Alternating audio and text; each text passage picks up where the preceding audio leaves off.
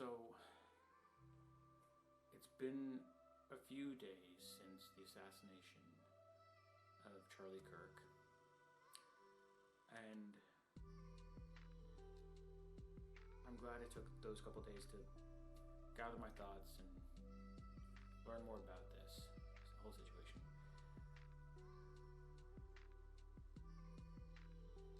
I personally might not have agreed with what Charlie Kirk said on a few things. Mostly when it came to the more religious side, seeing as I'm not really religious, so it's like it's not exactly my cup of tea to talk about. But the one thing I always liked and respected about Charlie Kirk was the idea that when he did those university things, yeah, I'll admit it was really funny watching him troll the left on their own fallacies and incoherent ramblings. But I like the idea that, as he's stated before in a video or two, where it's like, the fact he left that microphone there for them to come up and talk to him and debate, because it goes back to what he was saying about when you stop talking, whether it's in a romantic relationship, a business relationship, or in a country dynamic, that's when civil war, that's when problems ensue, because you've not decided to talk.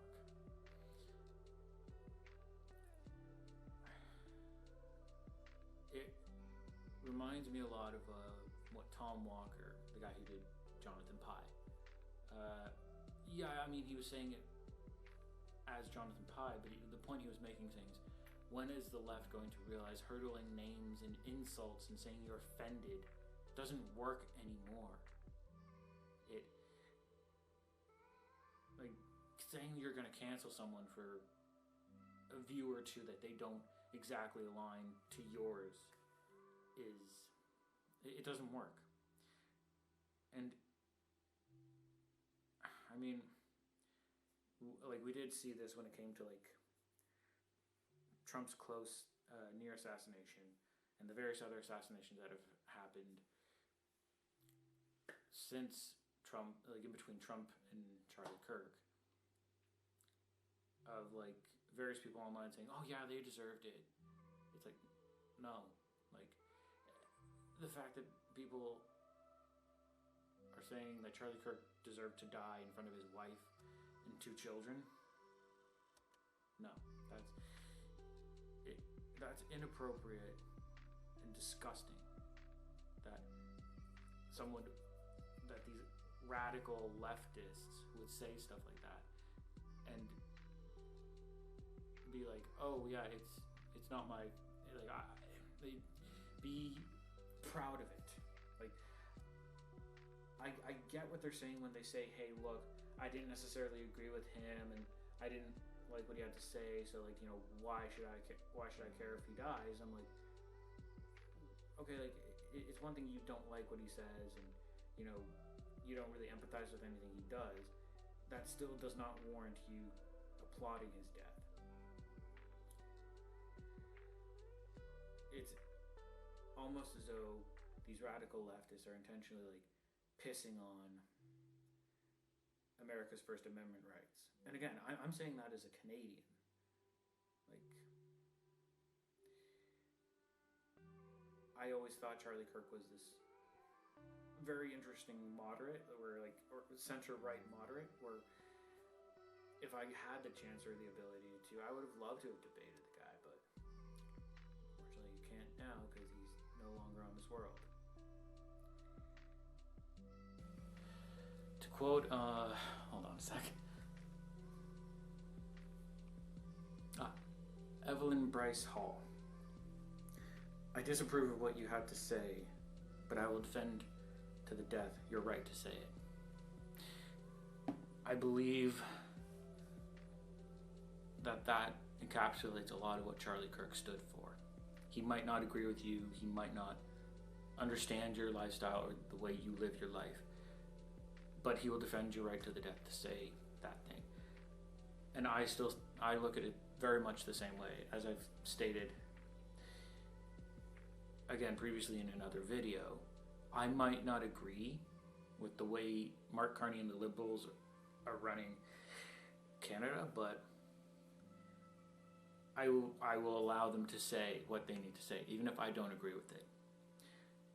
Because I forget who said it. It was some person online, but I think they were talking about Trump during his first term and saying that, like, when Trump says all these, like, really risque things online, it's, you know, instead of trying to cancel him and be like, hey, we don't want to see it, it's like, no, let it be out there so you can see it.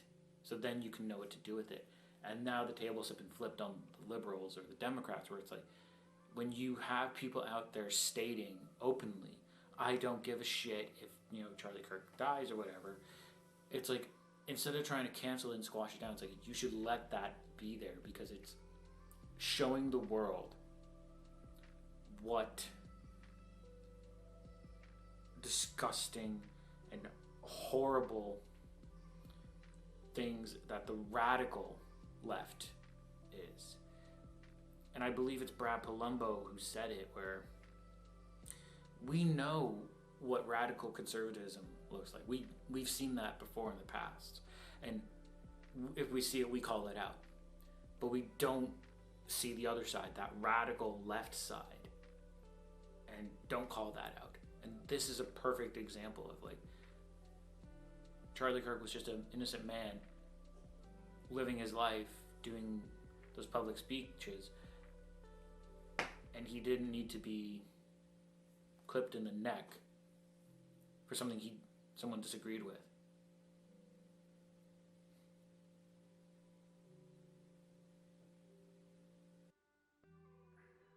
I mean,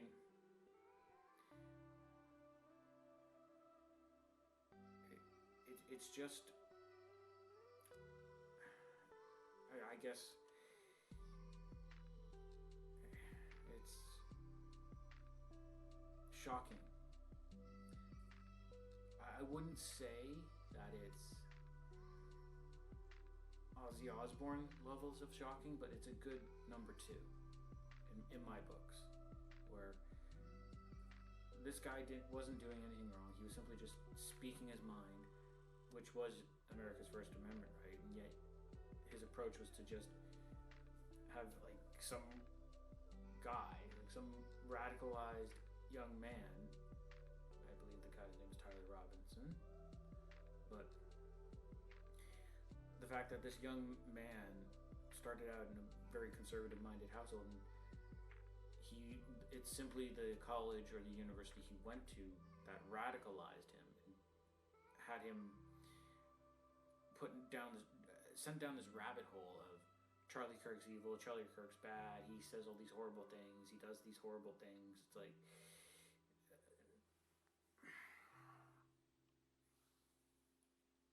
it's very scary that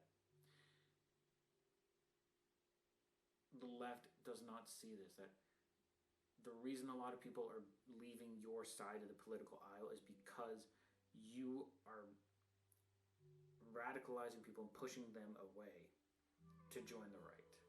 Like, if people like Bernie Sanders, Dean Withers, and I forget that young man's name, I believe he was at Charlie Kirk's Utah thing when he got assassinated. He was like a vocal enemy of Charlie Kirk, but even if he's turning around saying this is wrong, and even if the guy who was debating Charlie Kirk when he got, you know, clipped is saying this is wrong, the political violence is wrong, that if Obama and all the other left-wing politicians are saying this, like, disagreeing with someone is one thing, intentionally going out and shooting someone just for the fact that they don't agree with you is deplorable. I believe I've said it on one of my other previous videos.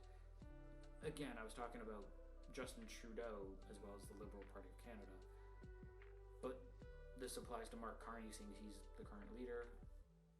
I might not necessarily agree with the liberal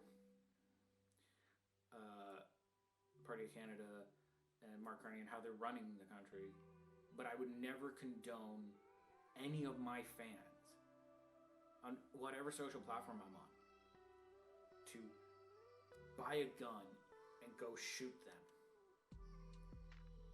If you want to defeat the Liberal Party of Canada and the Democrats, the way you do that is with debate. What Charlie Kirk did, what he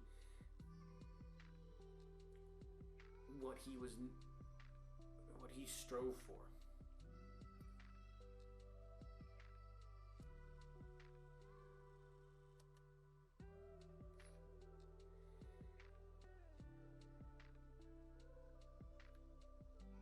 My condolences go out to his family, his friends, everybody he knew and affected with the simple act of him going and debating someone he disagrees with.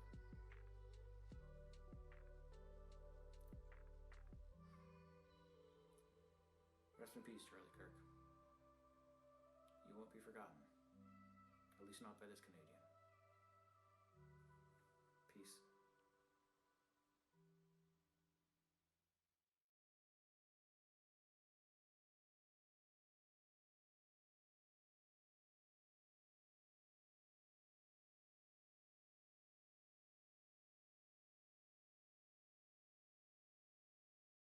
When people stop talking, really bad stuff starts.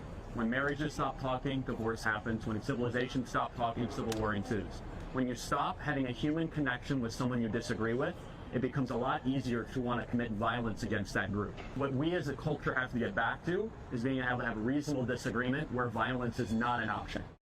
I'm a gay conservative, and I just want to kind of ask you, like, what do you have to say for people like me who kind of feel like, I guess, it's kind of hard for gay conservatives because there's not a lot of us. So, like, what do you have to say to other gay people who need to realize, like, they do have a choice? Yeah, first of all, welcome to the conservative movement. I don't think you should introduce yourself just based on your sexual attractions. No, I agree. I like because that's not who you are. I like to be thought of as a person, and for sure, you are a complete human being, and I'm sure you treat people well, and you're studying something. So I want to get away with this idea that you're gay anything. I just think that we have gone a long way in the negative direction in this country, where we act as if the most important part of your identity is what you do in the bedroom.